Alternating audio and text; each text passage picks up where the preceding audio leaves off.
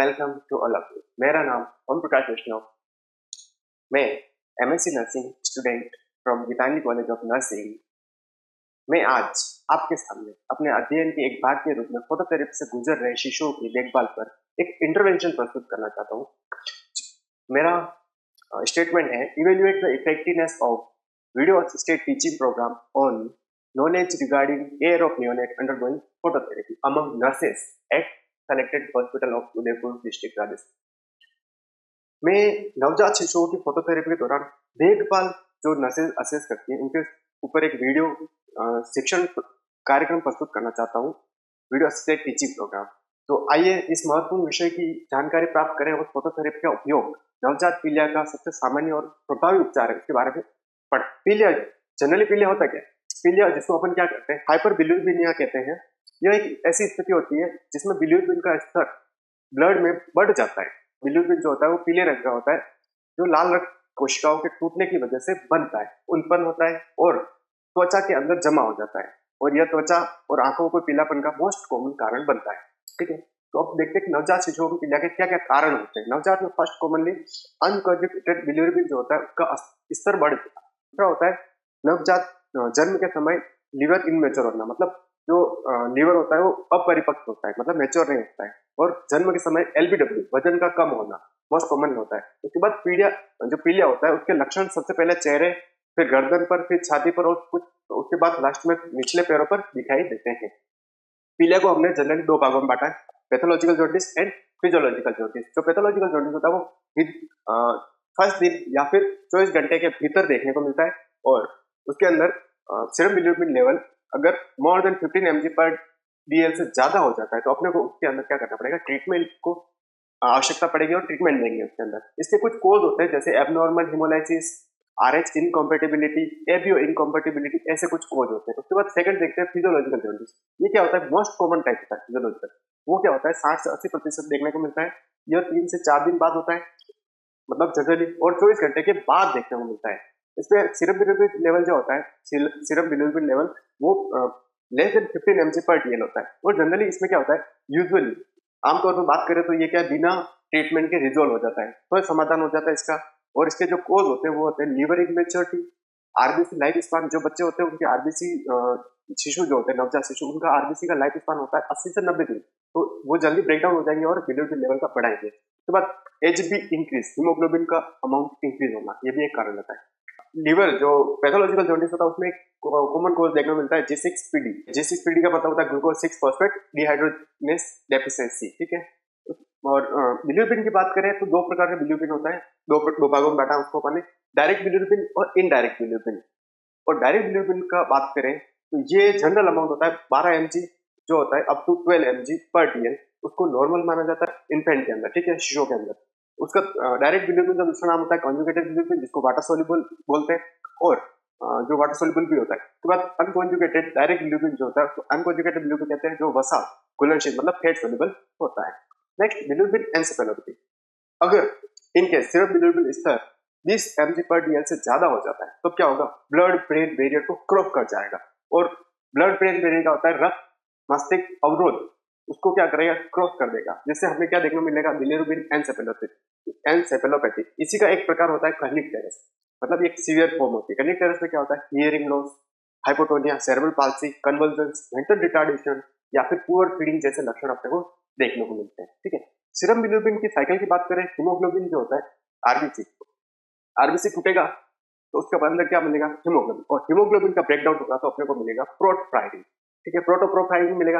इन haem जो iron में convert होता है और बॉडी में स्टोर हो जाता है। हीमोग्लोबिन जो होता है प्रोटोफायरिन बनता है, और एक ग्लोबिन बनता है। ग्लोबिन क्या करता है, अमीनो एसिड बनाता है। ठीक है, अमीनो एसिड का निर्माण करता है।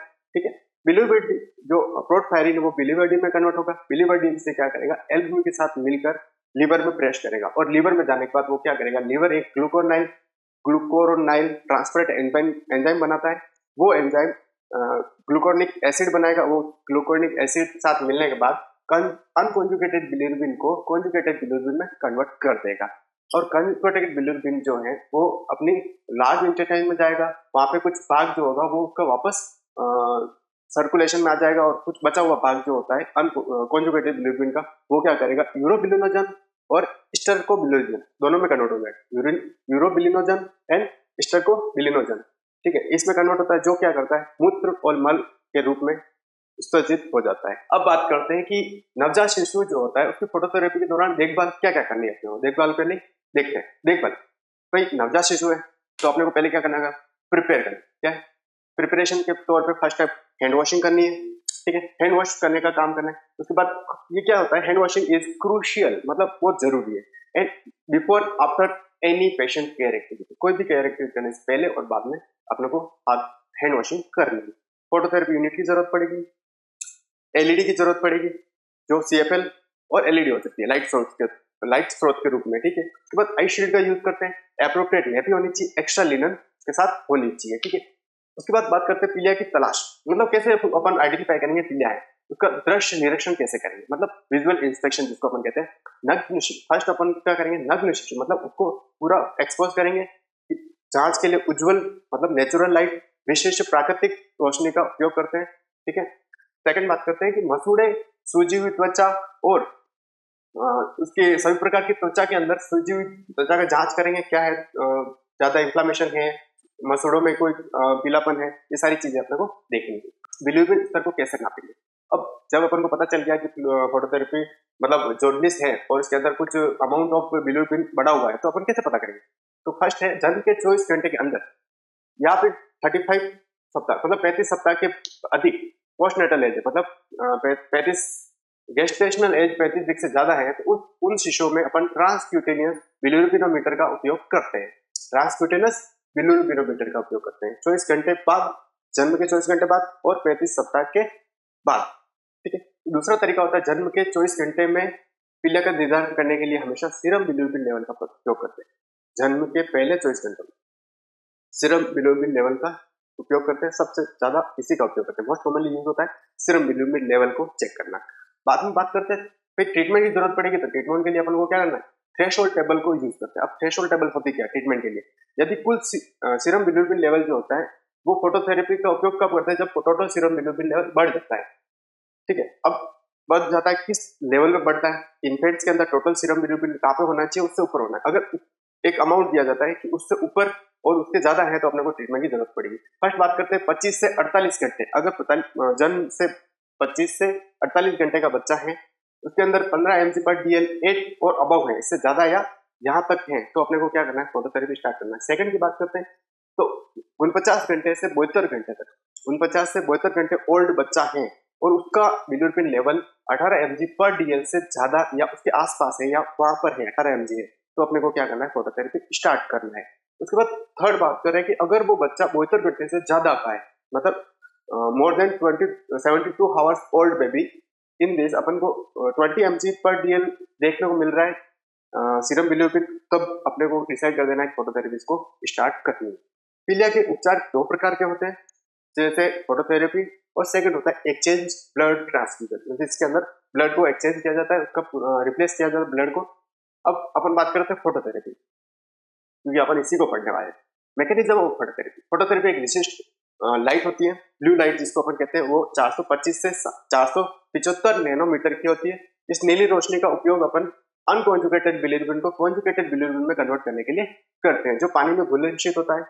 कॉन्जुगेटेड बिलिरुबिन पानी में घुल जाता है और वो क्या करेगा, शरीर से मूत्र और मल के माध्यम से उत्सर्जित हो जाएगा। प्रक्रिया की बात करते हैं कि फोटोथेरेपी कैसे करेगा, प्रोसीजर क्या होता है।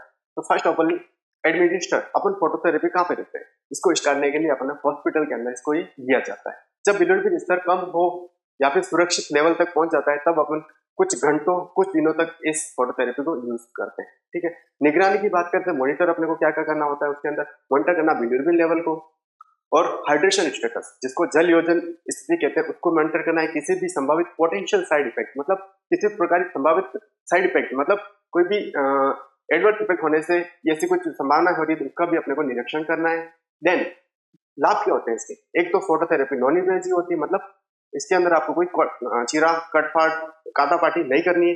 उसके बाद बिलिरुबिन स्तर को कम करने का सबसे सुरक्षित और नॉन इन्वेजिव तरीका जिसको अपन कहते हैं वो है फोटोथेरेपी। पीलिया से जुड़ी गंभीर जटिलताएं जो होती है उनको कम करने में काम करता है। Nurse role and parental information, parents के लिए क्या इन्फॉर्मेशन है और नर्सेस का क्या रोल होता है। फर्स्ट ऑफ ऑल इसके दौरान मतलब फोटोथेरेपी के दौरान नवजात को देखभाल में नर्स की भूमिका होती है फोटोथेरेपी के पहले, फोटोथेरेपी के दौरान और फोटोथेरेपी के बाद। भाई नवजात जो होता है उसके पीलिया के बारे में उस पेरेंट्स को जानकारी देंगे कि पीलिया क्या होता है, किसको पीलिया कहते हैं। उसके बाद उनको जानकारी देंगे फोटोथेरेपी की, कि फोटोथेरेपी होती क्या है, क्यों यूज करते हैं, ठीक है। उसके बाद उनको बताएंगे फोटोथेरेपी संभावित दुष्प्रभाव क्या होते हैं, उसके एडवर्स इफेक्ट क्या होते हैं, उसके बारे में उनको जानकारी देंगे। सुनिश्चित करेंगे कि माता पिता को आंखों की सुरक्षा की आवश्यकता बताएंगे कि मतलब फोटोथेरेपी से होने वाले नुकसान होते हैं, आंखें डैमेज हो सकती है, उसकी आंखों की सुरक्षा क्यों आवश्यक है, संभावित प्रतिकूल प्रभाव मतलब एडवर्स इफेक्ट के बारे में अवगत करेंगे और उनको आंखों की नियमित देखभाल के प्रति प्रोत्साहित करेंगे कि आप इनकी केयर करें आंखों की, ठीक है। उसके बाद अपन देखेंगे फीडिंग, नेपी और कडल्स, मतलब बच्चे को हग करने के लिए कुछ शॉर्ट ब्रेक्स देंगे। शॉर्ट ब्रेक में मतलब उसको प्रोत्साहित करेंगे मदर को कि आप कुछ समय में 2-2 घंटे में ऐसे आके फीडिंग कराओ और बच्चे को कडल्स करो, ठीक है। नेपी चेंज करना है टाइम टू टाइम। ओके, आगे देखते हैं फोटोथेरेपी के दौरान शिशु की सामान्य देखभाल क्या क्या करेंगे। तो शिशु जो होता है उसको फर्स्ट कॉमनली अपन को मोस्ट कॉमनली सुपाइन पोजीशन देते हैं ताकि उसको क्या मैक्सिमम एरिया एक्सपोज हो। तो क्या है शिशु को सुपाइन पोजीशन में रखना है। उसके बाद उपचार के दौरान त्वचा के अधिकतम क्षेत्र को लागू करना है। थर्ड अपने को देखना है कि शिशु के तापमान और हाइड्रेशन स्टेटस की निगरानी करनी है। अभिभावक जो होते हैं उनको भी समर्थन करना है, उनको आने के लिए बोलना है, आप टाइम टू टाइम आओ और बच्चे के साथ इंटरेक्ट कर पाओ, ठीक है। फोटोथेरेपी के दौरान क्या क्या चीजें अपने को देखना है, फोटोथेरेपी यूनिट तैयार करके रखनी है, ठीक है। अपने को फोटोथेरेपी ठीक से काम कर रही है ये नहीं कर रही है या नहीं कर रही है ये सुनिश्चित कर देना है कि लाइट्स प्रॉपर काम कर रही है, लाइट ठीक है या काम कर रही है, उनको जांच लेना है। फिर इंस्ट्रक्शन देने, जैसे फोटोथेरेपी के कुछ इंस्ट्रक्शन होते हैं, निर्माण निर्देश जो होते हैं उनके अनुसार बच्चे को फोटोथेरेपी यूनिट में अपने को रखना है।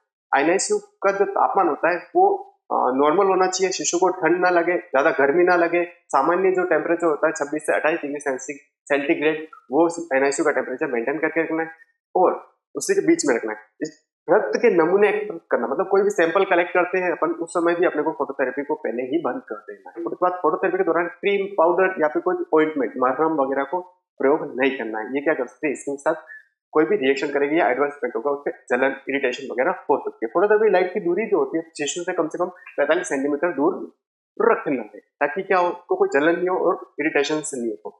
आंखों और जन्नान अंग को छोड़कर बाकी पूरे शरीर को एक्सपोज करना है, लाइट के अंदर उजागर करना है ताकि उसके शरीर का बिलिरुबिन लेवल कम हो। जितना ज्यादा एक्सपोज होगा उतना अच्छा रहेगा। आंखों पर विशेषकर सुरक्षा पट्टी बांधनी है, मतलब आई शील्ड लगानी है अपने को आंखों के लिए ताकि आंखें डैमेज ना हो।